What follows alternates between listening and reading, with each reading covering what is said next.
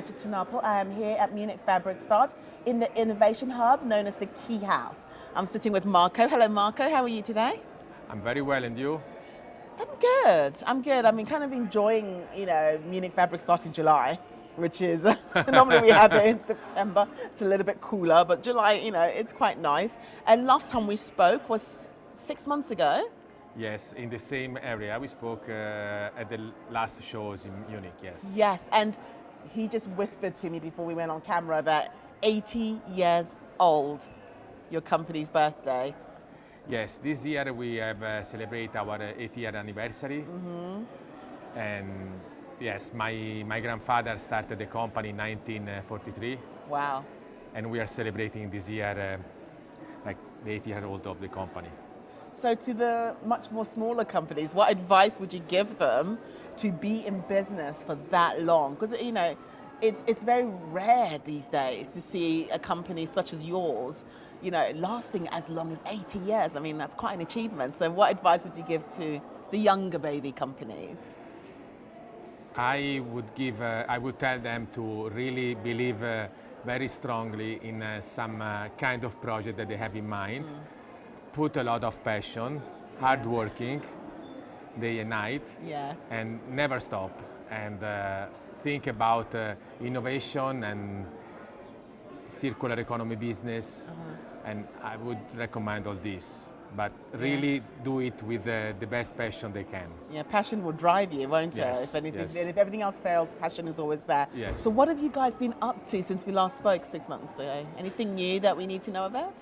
Yes, we have celebrated the 8th year anniversary with our new wool, certificated new wool called Revival.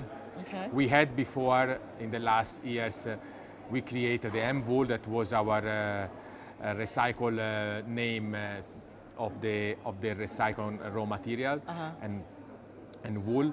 And now we came up with a new virgin material called Revivol, yes, completely certificated and completely studied by a very deep LCA. Then took us 4 years to make it. And finally we could have a great result as we achieve a low virgin impact scientific based wool. So we were able to demonstrate through scientific numbers the features of this wool compared to a generic virgin wool. Okay. And this has been a great result for the fashion industry. And together with the richness, together with the durability of the wool, we could achieve also a great result for the nature, for the environment. Okay. And this, to me, it's very important, yes, to have something beautiful, but at the same time very, very true in the achievement of a very good result for the environment. I mean, I completely agree. I think most companies are not only looking at something that's aesthetically pleasing. It needs to be more than that these days. It needs to be good for the environment. It needs to take certain factors into consideration when it comes to sustainability and so forth. So with regards to this new wool, when is it available? Are people able to look at it now, or is it something that you are launching a little later on? No, we started talking a few weeks ago at the Venice University, Fashion Venice University, together with Maria Grazia Chiuri of Dior. And then we launched this during the first show that we had in Paris a few days ago, Premiere Vision. And we start talking about that, and we start launching. And it's been a great result, I must tell you. Oh, because that is good. I think the best achievement is because we are matching the durability, the richness, and also the numbers, scientific numbers, proven scientific numbers behind. Yes. And the brands really appreciate, obviously, that is a beautiful wool, but at the same time, they could use this wool for their purpose in terms of sustainability. And have you got the wool here at Munich Fabric Start? Are you showcasing it this season? Yes, we have a complete range of this Revival virgin wool. We are matching with cashmere. We're also presenting the pure wool as well. and has been a great result, because I think that from Italy they are expecting the customer and the brands to have really nice quality as well, together with sustainability. So. And what's been the response so far? Is day 2? Has it been a really positive response? Yes. So anything that you can take back? We had very positive feedback.